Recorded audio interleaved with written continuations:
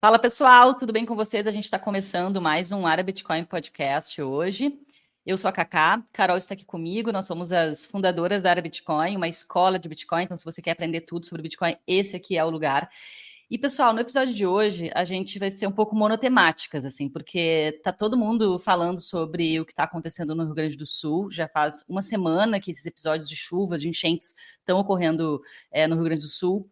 Para quem não sabe, eu e Carol, nós somos gaúchas, nós somos de Porto Alegre, então isso acaba mexendo bastante com a gente, né? Tanto comigo quanto com a Carol, as notícias, porque nossas famílias estão em Porto Alegre, nossos amigos estão lá, a gente é de lá, então não tem como não acompanhar as notícias, como não ficar chocado, né, com tudo isso que está acontecendo por lá. Então, o tema de hoje, o que a gente pensou, né? Como se proteger de desastres naturais e como que isso afeta o Bitcoin de alguma maneira, né? Então a gente vai dar uma discutida sobre esse assunto. Carol, tudo bem contigo por aí? Tudo bem, Cacá. Também acompanhando aí os acontecimentos, é impossível não se colocar no lugar das pessoas, né? E pensar, poxa, o que eu faria nessa situação? E eu acho que esse é o objetivo desse papo também, né? A gente, enfim, estuda Bitcoin há 5 anos e tem ele como algo super programado, previsível, mas a vida não é. Então, por mais que Bitcoin, como um sistema, com uma rede, com seus fundamentos e tudo mais, seja super previsível, a nossa vida não é. E às vezes a gente tem que se proteger, não às vezes, né? A gente tem que tentar antecipar o imprevisível. Eu acho que esse é o ponto desse assunto, né? Como se proteger de forma geral e também como proteger seu Bitcoin, seus recursos, né? Porque Bitcoin é recurso. Num momento de emergência como esse, qualquer recurso ajuda e ajuda muito a sobreviver. Então, acho que esse é o objetivo, e aí poderia ser. Quando a gente fala de desastres naturais e imprevisibilidade, a gente pode falar de várias coisas, né? A gente pode falar de cataclismas, como é o que está acontecendo, algo pontual, local, ou algo mais macro. A gente pode falar de guerras, como aconteceu na Ucrânia, ou a gente pode falar também de ameaças pessoais, algo que acontece só na sua casa, só né, perto de você.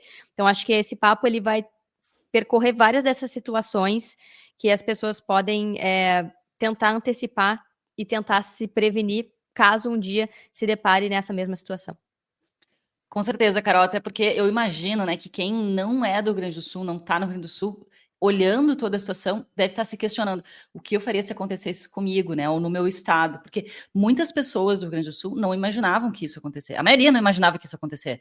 A gente teve uma enchente em 1941, ou seja, já houve um episódio bem semelhante ao que está acontecendo. Só que fica aquela coisa, aconteceu lá em 41, né, faz quase 100 anos, não vai acontecer de novo, ou vai demorar para acontecer meio improvável que aconteça, né, e tal. Ninguém fica esperando que isso vá acontecer. E os relatos que eu vi é das pessoas não acreditando que a água ia chegar na sua casa. Então, muita gente não querendo sair de casa, né, e aí acabou ilhado, né, no meio da água, que não estava acreditando que a água ia chegar naquele nível ou ia chegar naquelas ruas, né? É que é muito complexo, porque, por exemplo, teve a enchente de 41, e isso veio muito à tona, né? Mas aí a pessoa pensa, ok, 41 não tinha sistema de esgoto, 41 não tinha diques, 41 não tinha alguns sistemas que foram construídos, inclusive, há 50 anos atrás, mas, enfim, por causa dessa enchente. Então, se confiava um pouco nesses sistemas e, ao mesmo tempo, se confia que nos últimos anos, né, nos últimos 80 anos, não aconteceu nada parecido. Então, eu até ouvi algumas falas da galera comentando sobre. Tem muita gente falando que nunca viu isso na vida, pessoas com 80, 90 anos, 70 anos, dizendo que nunca viu isso na vida. E nunca viu mesmo, porque a outra enchente faz muito tempo e realmente a estrutura era outra. Mas foi algo muito fora do comum, porque quando se fala de enchente, se pensa em, ok, água até o joelho, né? Água até a cintura. Só que agora invadiu casa até o telhado, né? Inundou tudo, inundou de forma, assim, 100% das casas. E aí, como se prevenir quando algo nesse sentido acontece? Ninguém espera que isso aconteça, por mais que tenha algum histórico, por mais que seja uma região cheia de rios, né, como Guaíba ali, o Jacuí, o Rio Grande do Sul ele é cheio de rios, e não se imaginava que não ia ter vazão. Então, realmente, é o inimaginável, né? Se imagina que, ok, isso pode acontecer comigo, mas não dessa forma. E a gente já volta com o Área Bitcoin Podcast. Comprar Bitcoin faz parte da rotina de todo Bitcoiner, mas muitas plataformas ou têm taxas altas ou não facilitam a nossa vida. Na Bipa, você consegue programar compras automáticas de Bitcoin mensais, diárias, semanais ou até de hora em hora. Ainda não tem uma conta na Bipa? É só clicar no link aqui na descrição, baixar o aplicativo e abrir a sua conta usando o código ARABITCOIN. Com o nosso código, você pode ganhar até R$60 em Bitcoin nas suas primeiras compras. Então bora acumular sats. Qualquer pessoa pode comprar, investir e guardar Bitcoin por conta própria, sem depender de bancos e corretoras e sem medo de perder dinheiro em golpes ou com estratégia furada. Quer aprender tudo sobre Bitcoin? No Bitcoin Starter você vai encontrar mais de 100 aulas do básico ao avançado, com tudo o que você precisa saber para proteger o seu dinheiro da inflação e construir riqueza no longo prazo. Clique no link aqui na descrição e aplique o cupom AREAPODCAST para ganhar 5% de desconto na sua inscrição. E se você pagar em Bitcoin, o desconto fica ainda maior. O próximo ciclo de alta vem aí, bora se preparar. E voltamos para o ARABITCOIN Podcast. Até porque enchentes, elas são relativamente comuns no Rio Grande do Sul, né? Quem mora ali nas ilhas, Ilha da Pintada, né? Que beira o Guaíba, já está, de certa forma, assim, sabendo que isso pode acontecer, que o rio ele pode se elevar, mas não nessa magnitude, né? E esse é o espanto de todo mundo. É isso que está todo mundo chocado, com a magnitude do desastre. E antes da gente seguir adiante no assunto, nossas famílias estão no Rio Grande do Sul, estão em Porto Alegre, aliás, estão bem, não foram afetadas diretamente, porque não tem como não ser afetado nessa situação, né? Mas diretamente não foram afetadas em termos de alagamento. Tanto a família da Carol, a minha família, estão em locais seguros, né, em regiões um pouco mais altas da cidade, ou não tão próximas da área de alagamento, mas indiretamente todo mundo foi afetado. Indiretamente no Rio Grande do Sul, acho que não tem uma pessoa que não tenha sido afetada, porque em Porto Alegre as pessoas estão, muitos bairros sem luz, estão sem água, né? 80% da cidade, da região metropolitana não está sendo abastecida com água, então está tendo um racionamento de água, então toma banho rapidinho, o pessoal não está lavando roupa, né, para não gastar as águas das caixas, e isso, assim, é o debate pronto, né? Agora, nem se fala quando a gente comenta sobre supermercados, os funcionários, a equipe reduzida, então acaba gerando consequências, assim, de imediato, que a vida, ela fica esquisita e vira um pouco de cabeça para baixo, né? Porque as estradas, muitas delas estão com bloqueios, você não tem sinais funcionando, muitas delas estão alagadas, então você tem que desviar das ruas. Você vai no supermercado, não tem suprimentos, as pessoas compraram tudo, não tem água potável para comprar, muitos alimentos já faltando, filas enormes nos caixas, enfim, aí barulho de helicóptero, ambulância. Isso sem falar na insegurança, né, Cacá? Que agora a gente está vendo um efeito secundário, que é começando assaltos nas casas que estão vazias, e começando uma sensação, assim, de insegurança generalizada, porque tem pessoas que se aproveitam do caos, né?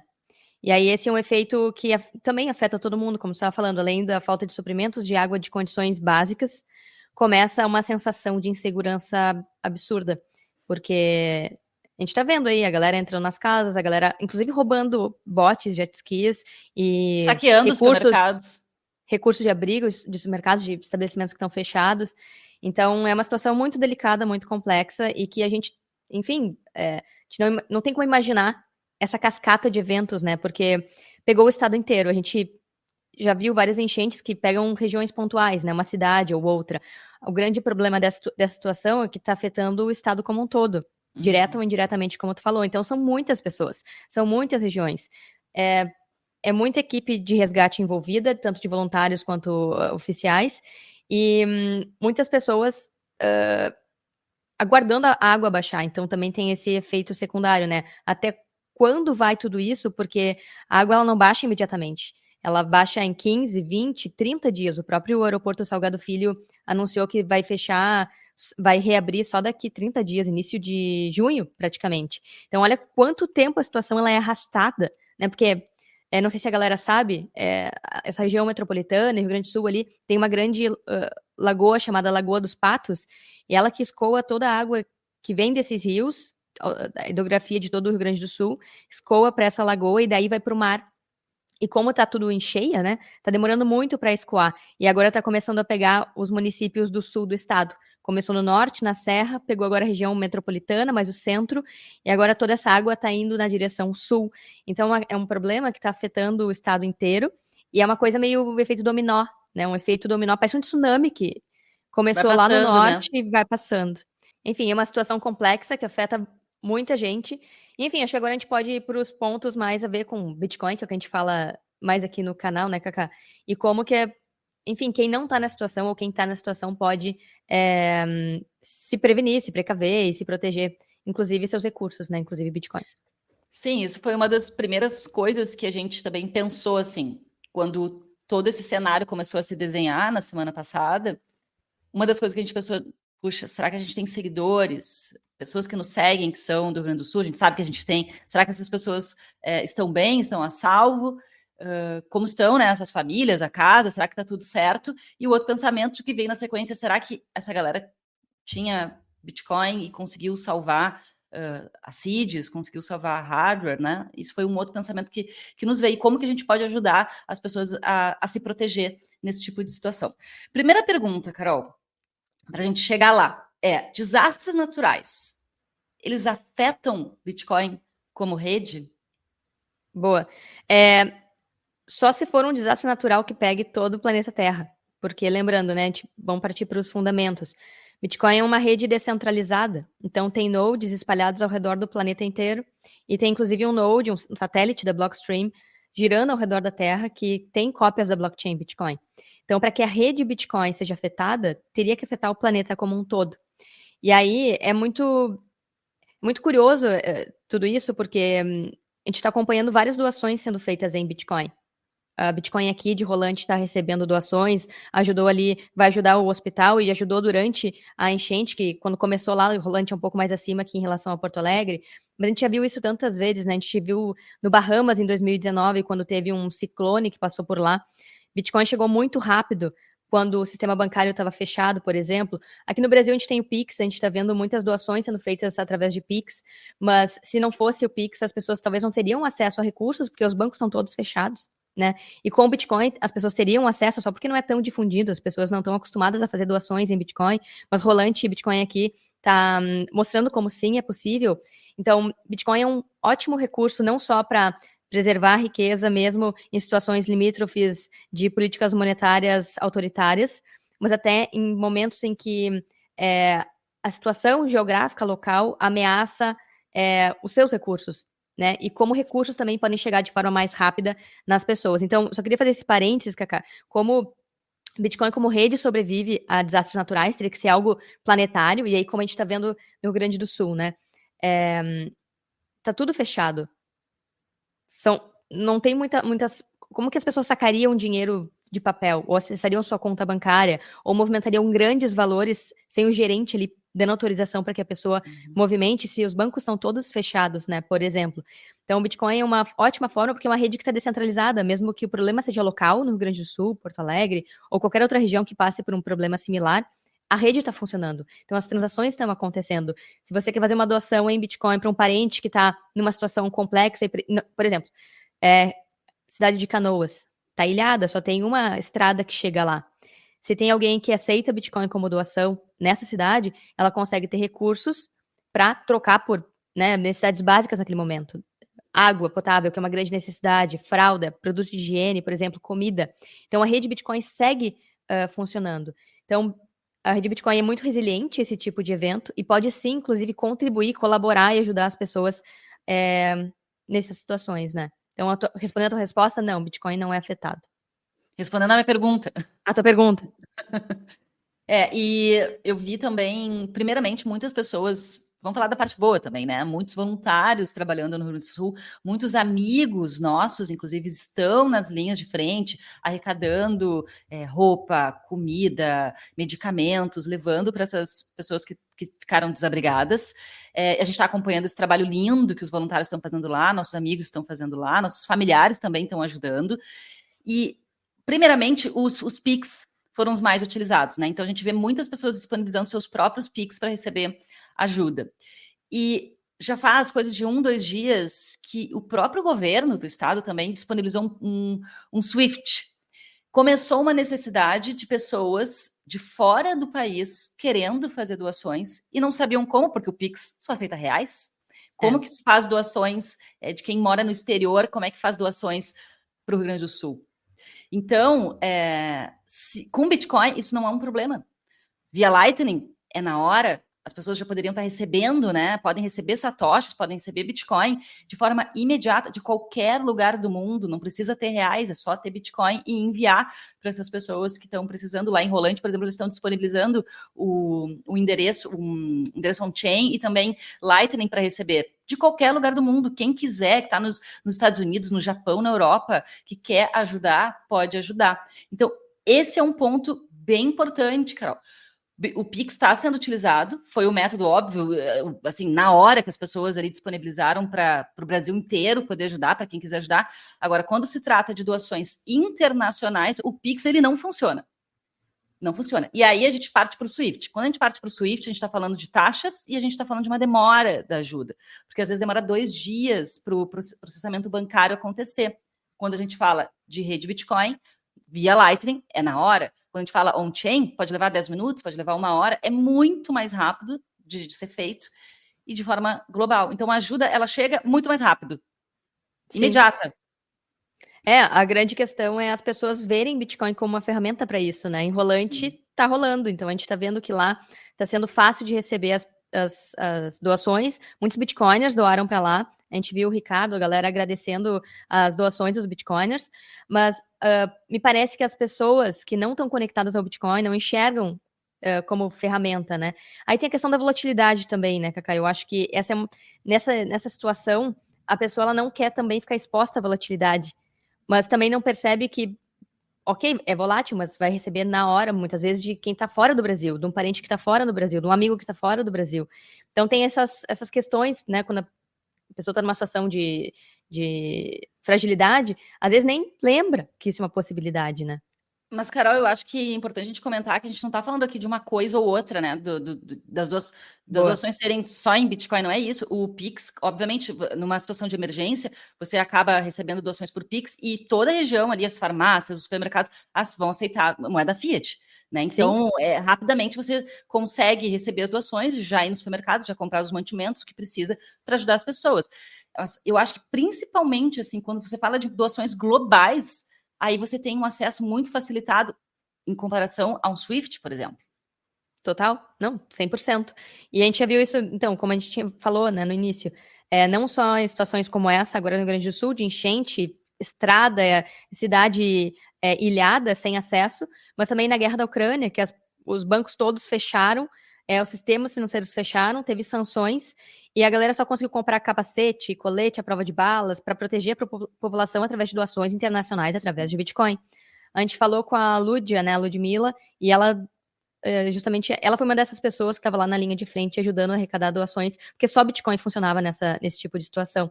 Aqui no Brasil, a gente tem um sistema bancário que tem alguns recursos que outros países, por exemplo, não têm. Então, isso facilita um pouco, né? Mas quando se fala de doação internacional, como tu trouxe super bem, isso não acontece, isso já é mais burocrático, né? E o que mais tem se falado é a burocracia governamental, estatal, na hora de receber os recursos. Então, a burocracia, ela acaba sendo um embate, um obstáculo para que o recurso chegue na hora que a pessoa precisa. Porque a gente está acompanhando isso também, né, Cacá? Cada hora é uma necessidade e muda muito rápido. Uma hora é colchão, outra hora é barco, e coisas muito diferentes. Outra hora é remédio, que as pessoas começam a passar mal, por exemplo, porque ficam muito tempo sem acesso às suas próprias medicações. Então, assim, são recursos, são necessidades diversas e é uma logística muito complexa, porque tem esses obstáculos e tudo fechado e os recursos estão chegando, mas como organizar isso também, né? Esse é outro ponto, que daí a gente já vai para outro assunto também aqui no podcast. Sim, e essas são as consequências indiretas que a gente estava comentando, Carol, e o que vai acontecer daqui para frente, economicamente falando, com o Rio Grande do Sul, com o estado inteiro, que as pessoas do Brasil talvez não estejam entendendo que essas consequências, elas vão para o Brasil inteiro, porque o estado do Rio Grande do Sul é grande produtor agrícola, né? E vai afetar provavelmente produção de arroz, de soja, produção de inúmeros alimentos, né, de carne. A gente ainda não tem noção da dimensão desse impacto que o Rio Grande do Sul, obviamente, vai ser afetado, mas também o Brasil como um todo. E fora que as pessoas não estão conseguindo trabalhar. Bom, para nós, pessoal, a gente não está no Rio Grande do Sul nesse momento, tá? Porque eu acho que se a gente estivesse em Porto Alegre agora, a gente estaria na linha de frente, eu e Carol. Aliás, foi uma das angústias do final de semana, a gente vendo as notícias, falando com a nossa família, a vontade de estar no Rio Grande do Sul, de estar perto das pessoas que a gente ama e ajudar as pessoas era imensa. Então, uma angústia muito grande. Eu não consegui trabalhar no final de semana, a cabeça fica muito mexida, um sentimento esquisito, sabe? Rola uma certa tristeza, uma aflição. Então, hoje, eu já estou me sentindo um pouco mais forte, um pouco melhor, né? Passado, assim, me parece um pouco do choque inicial. Mas eu tenho, por exemplo, um primo que tem restaurante, não sabe quando que vai abrir. E os funcionários perderam casa, estão numa situação complexa, não sabe o que vai acontecer do futuro dessas pessoas, né? A gente tem amigos, vários amigos que têm negócios em Porto Alegre, está todo mundo com os negócios fechados. Então, a gente tem uma economia parada, porque sem água, não tem como trabalhar sem água. Você não pode abrir seu estabelecimento, um restaurante, por exemplo, não tem como lavar uma louça, não tem como fazer uma comida, não tem como, né, oferecer o banheiro do estabelecimento, não tem como fazer nada. Né? Um cabeleireiro, não tem como trabalhar. Enfim, inúmeros estabelecimentos não têm condições de abrir por conta da falta de água e, eventualmente, também vários bairros sem luz. Claro, a gente está falando de pessoas que não perderam os seus estabelecimentos comerciais, que isso nem se fala, né, Carol? Tem gente que perdeu tudo e a situação é catastrófica. Mas tem também essas consequências dos lugares, estabelecimentos comerciais estarem fechados em Porto Alegre. Então, a gente tem uma economia parada e não se sabe quando que vai voltar à normalidade. Talvez leve o quê? Mais uma semana? Mais 2 semanas? Às vezes, uma semana, um negócio fechado acaba impactando 2 meses, né, no caixa de uma empresa e acaba impactando ali tanto o dono do lugar quanto toda a vida dos funcionários também. Então, é isso, impactos indiretos e bastante complexos que a gente vai ver daqui para frente.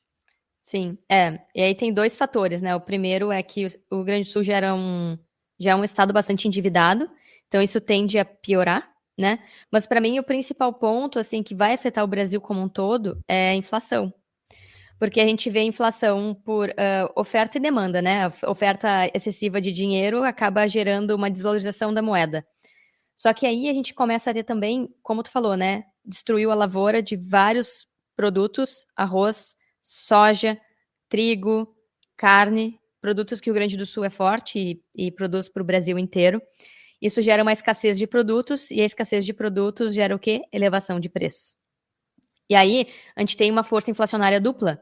Uma pela redução da oferta desses produtos todos, que, enfim, foram perdidos ou a safra foi comprometida. A gente tem outra força inflacionária que vai ser muito provavelmente o governo imprimindo dinheiro para liberar crédito para recuperar tanto o Rio Grande do Sul ou gerar crédito para outros recursos que já queria distribuir desde o início, sabe? Desde antes da tragédia. Então, a gente tem uma pressão inflacionária aí nos próximos 1, 2 anos muito grande, que parece, e aí a gente está trazendo aqui alguns pontos sobre o que a gente ouviu das pessoas de Porto Alegre, nossos amigos, né? Que a sensação era a mesma que na época do Covid. A galera naquele desespero, tentando arrecadar recursos e tentando se proteger. E eu acredito que a resposta governamental também tende a ser parecida, né, do Banco Central. É aumentar, expandir a oferta monetária também para oferecer crédito para recuperar as cidades. E aí a galera pode dizer, tipo, tá, mas essa impressão de dinheiro ela é necessária, ela vai ser para recuperar um estado de uma catástrofe, mas ao mesmo tempo a gente vai ter como efeito rebote disso a desvalorização da moeda. Ou seja, tudo tende a ficar mais caro para todo mundo, até quem não está no Rio Grande do Sul. Né? Então, esse efeito de médio e longo prazo, provavelmente a gente vai sentir aí nos próximos meses ou anos, e isso também agrava tudo que a gente tem visto desde 2020 de expansão da base monetária, porque é o recurso que os governos têm quando acontece um problema. Porque a gente vive no sistema Fiat, em que não se prevê, não se antecipa problemas, né? Não se cria caixa, se cria caixa 2, mas não se cria caixa 1 para antever problemas. Então, a resposta tende a ser a de sempre, que é a impressão de dinheiro. Isso acaba desvalorizando os recursos que todo mundo tem, que todo mundo usa, elevando preços de forma generalizada. Então vamos ver o que vai acontecer. Acho que agora a gente pode entrar também no que a gente falou no início aqui do papo, né, Cacá? Como que as pessoas podem antever e se prevenir e se proteger seus recursos, caso elas se vejam numa situação como essa. Não sei se tu quer falar ou quer que eu continue aqui? A primeira coisa que me vem em mente é a reserva de emergência, né? A gente está falando, claro, de bairros que foram afetados, de pessoas muito humildes. E a gente já sabe de todas as dificuldades que existem no Brasil, financeiramente falando, pessoas que têm salários baixos, a dificuldade econômica. Mas quem tem, nesse momento, uma reserva de emergência está um pouquinho mais tranquilo, se é que dá para falar em tranquilidade nesse momento, mas pessoas que perderam tudo. As pessoas estão saíram de suas casas e elas não têm mais para onde voltar. Elas não têm mais casa, elas não têm mais... saíram só com a roupa do corpo, né? Isso que a gente tem ouvido dos relatos. As pessoas não têm nada mais. Então, bom, se tinha algum dinheiro guardado no banco, que seja no banco, é o que a pessoa basicamente tem. Tem a sua vida, tem a roupa que saiu no corpo e tem um pouquinho de dinheiro talvez ali guardado no banco. Então, a reserva de emergência nessas horas, ela é fundamental. Até para não precisar vender Bitcoin, né? Num momento como esse. Então, não só no sentido de proteção, um ponto da reserva de emergência é isso que tu trouxe, né, Cacá? Sobrevivência. Então, a pessoa teve que sair correndo de casa. Eu vi um vídeo que a água demorou 3 minutos para inundar uma casa, sabe? Foi muito rápido em alguns locais. Então, às vezes, em 3 minutos, esse é o tempo que tu tem para pegar, enfim, família, os filhos e o que der. Sair correndo. Né? E sair correndo. Então, esse é um ponto. A reserva de emergência é justamente no ponto sobrevivência, né? Se manter aí nos próximos 15, 20 dias que a água vai estar elevada e muitas pessoas estão fora de casa. O segundo ponto é, se você já conseguiu acumular mais recursos, então para você não vender os recursos de longo prazo, que seria no caso Bitcoin. Então, numa situação como essa, você ter flexibilidade e como se manter vivo, sobreviver e não precisar se desfazer de outros recursos valiosos que você tem, ou inclusive ajudar outras pessoas que estão ali junto com você, porque nem sempre é se salvar, né? Às vezes é ajudar um familiar, alguém que está precisando naquele momento. Então, e esse é um ponto que a maioria das pessoas, os brasileiros, não consegue nem fazer, né? Não consegue ter uma reserva de emergência. Muita gente deixa na poupança, por exemplo, e não consegue antever isso tudo. E voltando a gente estava falando sobre esse momento aí vamos voltar para Bitcoin também, né? Porque a gente já está falando sobre vários aspectos, que é a importância de cuidar bem das seeds. E aí muita gente fala... Pois é, então, esse é um dos pensamentos que a gente teve, né, Carol? Vendo aquelas casas todas alagadas, a gente conversou internamente sobre isso. Será que tem gente aí com Bitcoiner, que teve que sair de suas casas rápido e não deu tempo de pegar hardware, não deu tempo de pegar as seeds e acabou perdendo o seu patrimônio em Bitcoin? A gente viu um relato no Twitter essa semana exatamente sobre isso. Eu até vou ver se eu consigo encontrar aqui, Carol. Mas foi exatamente... Acho que está aqui, talvez.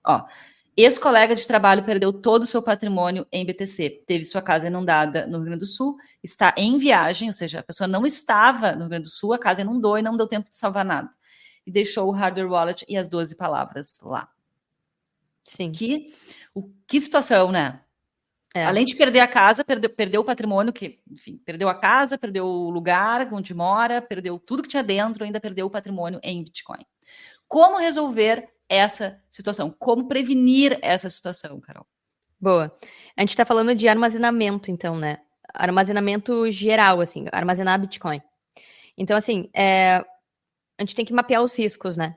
Então, nesse caso, numa catástrofe local, quais são os riscos locais? Qual que é o risco material? E qual que é a forma de acesso? Eu tô só pontuando o que eu vou falar agora, tá? Então, o primeiro ponto numa situação como essa, o que você precisa ter? Se você estiver no local, né? Você precisa ter fácil acesso ou rápido acesso para numa situação que a água está entrando, você vai lá e pega suas seeds, coloca em algum local seguro ou você decora ela. Não é indicado só decorar seeds, porque você pode esquecer, você pode ter um problema de saúde e não acessar mais, mas tem vários mecanismos para você decorar suas seeds. Tem até um site específico que ajuda você a criar padrões mentais e decorar elas, porque se você consegue lembrar da sua seed, esse é uma forma de você acessar. Então, botar num local de rápido acesso, eu diria, mas difícil acesso para outras pessoas ou para cataclismas, né? Então, por exemplo, você está na sua casa e você deixa a sua seed num local baixo, no chão. Pode ter fácil acesso de animais, de água, de, várias coisas que podem atingir aquele local, né? Então, como armazenar, se você está armazenando na sua casa, num local seguro, o local que não vai ter menos chance, né, de ser atingido por água, fogo, né, qualquer intempérie que possa acontecer. Então, esse é um ponto de reflexão pessoal, porque não tem uma resposta única para isso. Ao mesmo tempo, tem gente que enterra a seed. Eu já vi uma história de alguém que cavou um buraco, enterrou a seed e botou uma pedra em cima. Difícil acesso. Se você precisar sair correndo e pegar a sua seed, você não vai conseguir ter tempo para isso, né? Então, é um processo de introspecção pessoal. Então, botar num local seguro e num material seguro. E a gente tá falando de papel, né? Carol, acho que antes da gente entrar mais a fundo nesse assunto, acho legal a gente explicar por que a gente está falando assim de salvar a hardware e salvar a seed, né? E a gente já volta com o Área Bitcoin Podcast. Comprar Bitcoin faz parte da rotina de todo Bitcoiner, mas muitas plataformas ou têm taxas altas ou não facilitam a nossa vida. Na Bipa, você consegue programar compras automáticas de Bitcoin mensais, diárias, semanais ou até de hora em hora. Ainda não tem uma conta na Bipa? É só clicar no link aqui na descrição, baixar o aplicativo e abrir a sua conta usando o código ARABITCOIN. Com o nosso código, você pode ganhar até R$60 em Bitcoin nas suas primeiras compras. Então bora acumular sats. Com a inflação aumentando e o custo de vida ficando mais caro, a conquista dos seus objetivos está cada vez mais distante. O Bitcoin pode te ajudar a acelerar sua liberdade financeira e o primeiro passo é entender como ele funciona. Quer aprender a investir em Bitcoin com estratégia e segurança para multiplicar patrimônio nos próximos anos? Clique no link aqui na descrição e conheça o Bitcoin Starter, o curso de Bitcoin mais completo e mais bem avaliado da história. Aplique o cupom AREAPODCAST para ganhar 5% de desconto na sua inscrição. Se você pagar em Bitcoin, o desconto fica ainda maior. E voltamos ao Área Bitcoin Podcast. Primeiro, o que é a seed? Boa. A seed, então, ela é um código que ela é convertida em uma frase, ou seja, ela vira uma seed phrase. E essa frase, que na verdade é um monte de 01010101, mas é difícil da gente decorar isso, as carteiras convertem numa lista de palavras. E essa lista ela pode ter 12, 18 ou 24 palavras. E essas palavras são as seed phrase. São as palavras de recuperação, que quando você insere elas na hora de recuperar uma carteira, vamos supor, seu dispositivo quebrou, molhou, foi atropelado, queimou, não sei, aconteceu qualquer coisa com a sua carteira ou seu dispositivo físico, aquelas palavras você consegue acessar de novo o seu saldo, porque o Bitcoin não fica dentro do dispositivo, né? O Bitcoin, ele é um recurso que está na blockchain, ele só vai de um endereço para outro, é uma informação que vai de um endereço a outro na rede Bitcoin, nos registros da rede Bitcoin. Então, o dispositivo, ele é uma forma de salvar essas chaves, de guardar bem essas chaves fora da internet, fora de um dispositivo que está o tempo todo conectado. Então, ele é uma forma mais segura de você armazenar os seus Bitcoin. E você pode recuperar só com uma sequência de informações, que são essas palavras. Então, por isso que é muito mais importante você guardar bem as palavras do que o dispositivo físico. Mas com as palavras... com o dispositivo, a pessoa também consegue ter acesso aos saldos. Também consegue, mas se o dispositivo quebrar ou molhar... Aí ferrou. Se perdeu o dispositivo, tem muita gente na internet dizendo assim, os aparelhos eletrônicos, eles sobrevivem, é só você deixar secar bem e ele pode voltar a funcionar, a probabilidade é grande de voltar a funcionar.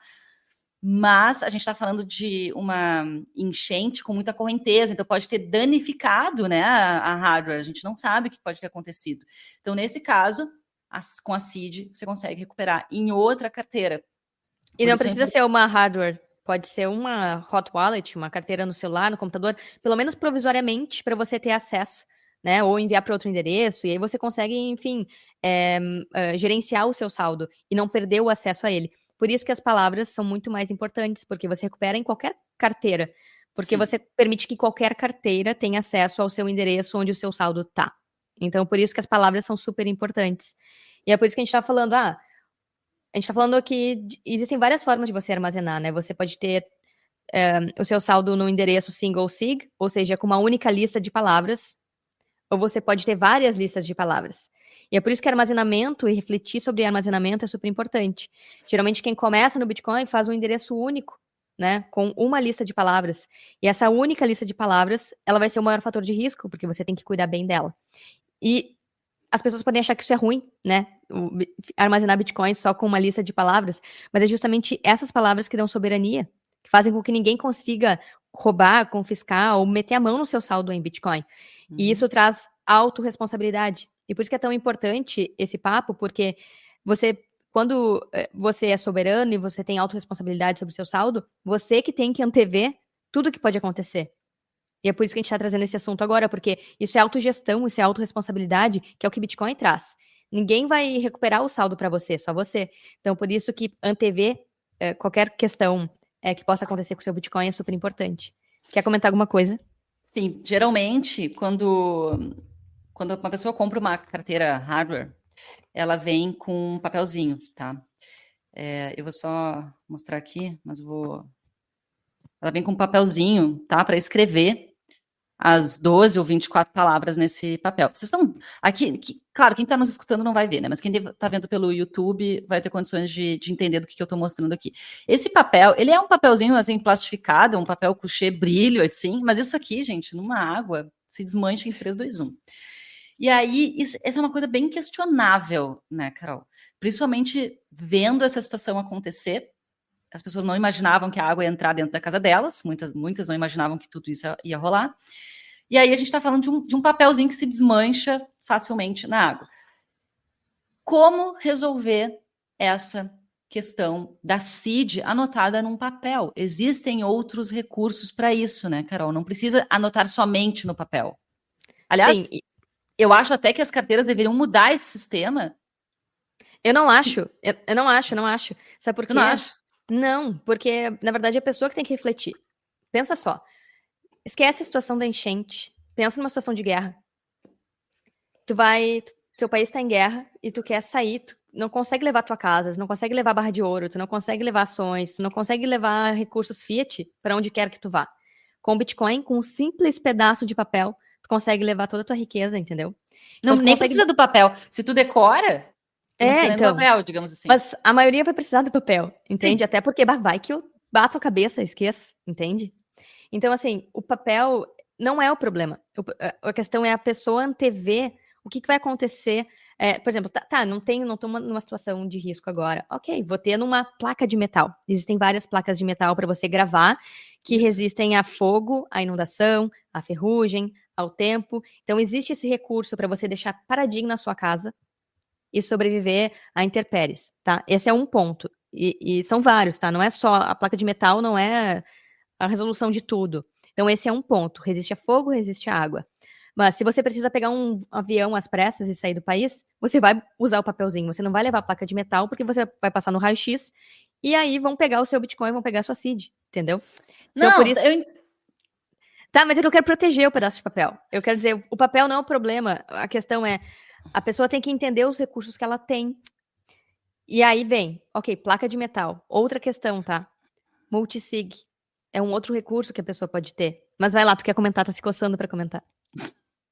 Não, eu quero comentar que eu refleti bastante sobre isso e estava pensando que vem sempre esse papel, esse cardzinho em papel, dentro das carteiras. Uhum. Talvez esse papel ele deveria ser repensado como algo, talvez um metal, para ser o primeiro backup. O papel pode ser um segundo backup, não o papel o primeiro backup, tu entende? Talvez uma coisa um pouco mais segura, mais resistente, com uma primeira alternativa. Mas isso é decisão pessoal. Eu ainda não concordo, porque eu acho que isso é decisão pessoal, porque agora vai para outra situação. Muita gente, às vezes, é a primeira carteira, a primeira CID, erra na hora de anotar as palavras, aí escreve de novo em outro papel, sabe? Se a primeira vez que a pessoa vai escrever uma CID já vai direto pro metal, a chance dela anotar errado ou não conseguir registrar de forma correta, eu acho que é um fator de risco ainda maior. Então, é pessoal a decisão, entende? Quando a pessoa se sentir pronta, ela vai lá e compra uma Meta Wallet, por exemplo. Eu Né? já não Até acho porque que isso... eu não acho que é pessoal, uma vez que as próprias carteiras, elas mandam o papel, então não é pessoal. As carteiras estão incentivando que as pessoas escrevam no papel e não no metal. Talvez inserir junto nas carteiras o metal, uma Meta Wallet, junto, sabe? Não sei. Eu refleti bastante sobre isso, porque a gente está vendo várias, não é? Assim, no Rio Grande do Sul, Minas Gerais, tem vários lugares acontecendo enchentes, né? Acontecem praticamente enchentes e deslizamentos de terra. Isso aconteceu em São Paulo, isso foi uma preocupação dos nossos alunos, inclusive, quando aconteceu em São Paulo, isso ano passado, nos perguntaram como se proteger, como proteger a CID. Então, assim, pensando nisso, eu não acho que seja uma decisão somente pessoal. Eu acho que as carteiras, as hardwares, deveriam também estimular uma outra forma, mais ainda, um outro tipo de backup, não só no papel, mas também no metal. Mas eu acho que elas estimulam. A gente vê isso, por exemplo, Cold Card, tem vários mecanismos. Só que o que tu tá trazendo tu gostaria que viesse já uma Metal Wallet junto com a carteira. Isso Sim. encarece o produto. Porque tem que ser um metal feito de fórmulas X, Y, Z que sobreviva a intempéries, entende? Então acaba encarecendo. Por exemplo, a gente postou esses dias, não sei se tu lembra, um cara que conseguiu fazer uma Metal Wallet numa latinha de cerveja, de refrigerante. Então, através ali das configurações, os códigos que ele criou, uma forma de você, com um clips e uma latinha de cerveja, você consegue ter uma Metal Wallet em casa de forma super barata, sabe? Para pegar sua seed, converte naquele código em palitinhos e quadradinhos e você consegue salvar numa latinha de metal, por exemplo, se você ainda não tem condições de comprar uma Metal Wallet. Mas o ponto de novo, o Bitcoin incentiva autorresponsabilidade. Então, por mais que as carteiras mandem uma plaquinha de metal que seja, eu acho que elas não vão fazer isso, porque encarece o produto, sabe? Então, é da pessoa procurar. Mas tá, a gente pode ficar debatendo isso por horas. É que isso, por exemplo, resolveria o problema do cara que estava fora, o problema desse tweet que eu li aqui, que ele estava em viagem e ele não teve tempo de salvar a hardware nem as seeds, né? Que estavam em papel dentro de casa. Se tivessem no metal, as seeds no metal, isso provavelmente teria sido mitigado, né? Ele voltaria, água baixa, as seeds estão ali no metal, guardado numa gaveta, que seja, sei lá onde que a pessoa guardou isso, mas, né, não teria sofrido não teria sofrido com a inundação. Então, nesse sentido que eu acho que poderia ser melhor, sabe, do que somente ter o papel. Que daí a gente vai debater o detalhe do acontecido com cada pessoa, né? Eu acho que, na verdade, a melhor solução para isso é multisig. Porque o que acontece, né? Por mais que ele tenha uma Meta Wallet, a gente viu várias casas que, tipo, a água quebrou a porta e levou tudo, sabe? Então, ok, o metal vai sobreviver, mas quem garante que o armário não vai ser carregado pela enchente e ele vai perder de qualquer forma, mesmo estando no metal, entende? E a gente vai para outra forma de armazenamento, que é multisig e distribuição geográfica. Então, essa é uma outra forma. É um passo a mais, né? Então, você pode configurar uma carteira e ao invés de ter só uma lista de palavras, você pode ter 2, 3 listas de palavras. E aí, nessa lista, você escolhe, eu quero que para poder movimentar o meu saldo, pelo menos 2 dessas 3 listas sejam usadas. Ou seja, as chaves privadas para assinar a transação, você precisa ter pelo menos 2 de 3. E aí você pode deixar, sim, uma na sua casa, numa Meta Wallet ou num papel anotado ali, as seeds. Você pode ter outra seed em outro lugar, né? E você pode ter uma terceira seed num serviço terceirizado, como Unchained Capital ou Casa, por exemplo, que são empresas que oferecem o serviço de custódia de uma das chaves. Então, por mais que você perca numa das casas que sofreu o problema com a enchente, você tem outras 2 palavras que podem ser usadas, lista de palavras, né, para destravar o seu saldo. E eu acho que, na verdade, esse é um mecanismo para quem tem um volume maior de Bitcoin, quer mais segurança, quer se proteger, porque acaba sendo caro, né, ter custódia com terceiros de uma das palavras. Eu ia comentar sobre isso, sim. Porque é uma responsabilidade, né, dessas empresas, e elas cobram por isso, mas também é, de alguma forma, alguma segurança, quando você não confia nem nos seus métodos de conseguir proteger o seu próprio Bitcoin. Então, você pode, enfim, você pode ter 3 seeds você pode ter elas espalhadas de várias formas e ainda ter um terceiro que guarda uma delas para você, distribuído geograficamente, porque daí é muito azar, né? Tem um problema em 3 pontos separados do planeta, geograficamente separados.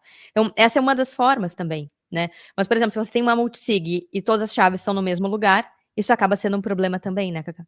Sim, exatamente. A gente tá falando de graus de complexidade também de como guardar seeds, né? O mais comum é a pessoa anotar no papelzinho que vem da hardware. Esse é o mais comum. E aí a gente está falando de aumentar o grau de segurança de como você guarda as suas seeds para você se prevenir desse tipo de... qualquer tipo de incidente, né? Desastres naturais que possam vir a acontecer, que por mais que às vezes a gente ache que a gente está distante de uma situação dessas, às vezes essa situação, ela vem, e quando ela vem rápido e vem com tudo, e não dá tempo, às vezes, de pensar, de voltar atrás, né? Já era, aconteceu, e agora não tem mais o que fazer. Então, recomendação, gente, guarde bem suas seeds, não só no papel, em mais de um local, e pensa aí em ter uma meta wallet para guardar as suas seeds e também entenda sobre multisig. São essas 3 recomendações que a gente dá aqui. Guardar seeds em mais de um local geograficamente. Mas só um parênteses. E multisig. Só um parênteses no que tu tá falando, eu não acho uma boa ideia a pessoa pegar uma single sig, uma única lista de palavras, e botar em vários locais. Ela tem que fazer uma multisig para fazer isso. Porque se ela pega uma single sig, ela tá botando em vários locais a mesma seed, e se alguém encontra, esse alguém pode ter acesso ao saldo dela, né? Porque lembra, não é só desastre natural. A pessoa tem que se proteger de desastre natural e de ladrões, pessoas querendo pegar o saldo dela. Então esse é outro problema que pode acontecer. Então se ela for distribuir as seeds em vários locais, procurar ter uma multisig e não uma single sig. Porque senão ela tá aumentando o risco dela de alguém encontrar essa seed e roubar os fundos, né? Então, por mais que possa parecer complexo, o que a gente tá falando aqui, é que quando a gente se torna Bitcoiner e é soberano, a gente que tem que antever cada passo. Quando você tem dinheiro no banco, o banco que tá fazendo isso. E ele que vai ser responsabilizado. Mas ele também pode bloquear o seu acesso. Então, por isso, super importante, por isso que a gente... tem gente que acha, fala, olha aí, Bitcoin é super complexo. Tem que fazer isso, tem que fazer aquilo, e nada é o suficiente. Mas é porque é autorresponsabilidade. Cada pessoa tem que saber e tem que aprender a fazer isso por conta própria. De acordo com a sua realidade também, né, Cacá? Então, por isso que... Enfim, eu resolvi falar isso porque vai vir aquele comentário, é por isso que eu não gosto de Bitcoin. É muito difícil. E não é isso. Na verdade, a gente está pensando em todos os cenários. E 99% do tempo, uma single sig num papel na casa das pessoas funciona super bem e protege de várias outras questões, né? Não, total, Carol, concordo plenamente contigo. Eu só acredito que a galera que está chegando, que é nova, a gente falar de Meta Wallet, puxa, acabei de entender sobre uma hardware, o que é uma hardware, que já é uma coisa nova para mim. Aí as duas aqui já estão falando sobre Meta Wallet, que eu nem sabia que existia. Peraí, como é que se usa esse troço? Agora vou ter que aprender outro negócio. Tem mais um esquema de segurança. E aí a Carol tá dele falar de multisig. Puta que merda, que porra é essa? Tipo, é muita coisa. Então, a minha tendência é sempre pensar na pessoa nova, que está chegando agora, e que tá, já que Vou pegar uma Meta Wallet tá aqui, fugindo. Vou pegar uma Meta Wallet pra galera ver que não é um bicho de 7 cabeças, tá? Peraí, vai falando. E é isso, a minha tendência é sempre pensar na pessoa novata, que está chegando agora, começou a comprar Bitcoin, tá vendo toda essa situação acontecendo no Rio Grande do Sul, também pensou, puxa vida, né, se fosse comigo, o que eu ia fazer? Eu tô só com a minha seed num papel aqui, como é que eu posso proteger, né? Então, são passos a mais que podem ser feitos, existem graus de complexidades diferentes, e eu pensando aqui, tá? O que eu faria agora? Entenderia como que funciona uma Meta Wallet. Depois, como um terceiro passo, entenderia como funciona uma multisig, que é um pouco mais complexo. A gente está falando de 3 seeds, né? 2 de 3 que precisa para destravar. A pessoa já tem que ter um certo conhecimento de como funciona uma carteira, do que é uma seed, né? De como recuperar uma carteira. Então, assim, partir direto para uma multisig é possível? Mas eu acredito que para a maioria das pessoas que estão chegando agora no Bitcoin é um passo um pouquinho mais complexo. Existe ainda uma linha de entendimento que precisa ser feita até você chegar a fazer uma multisig. Mas sim, eu acredito que a forma mais segura de guardar Bitcoin hoje é fazendo multisig, né, Carol? Olha aqui, ó. Isso aqui é uma... Ai, não tá aparecendo. Tem que botar na tua frente, assim, ó, senão vai pegar o... Boa. Isso aí, ó. Ó, isso aqui é uma Meta Wallet, ó. É exatamente igual o papel que a Cacá mostrou, só que é de metal. É uma Você plaquinha vai de metal. É só pegar e gravar ali as palavras. Então você pega, tem uns martelinhos, tem umas marretinhas, quem tem acesso a algum tipo de motorzinho, pode ir ali e escrever no metal. Então não é um bicho de 7 cabeças. Ao invés de escrever no papel, você vai lá e escreve no metal, né? E aqui tá 12 palavras e do outro lado aqui chega até 24.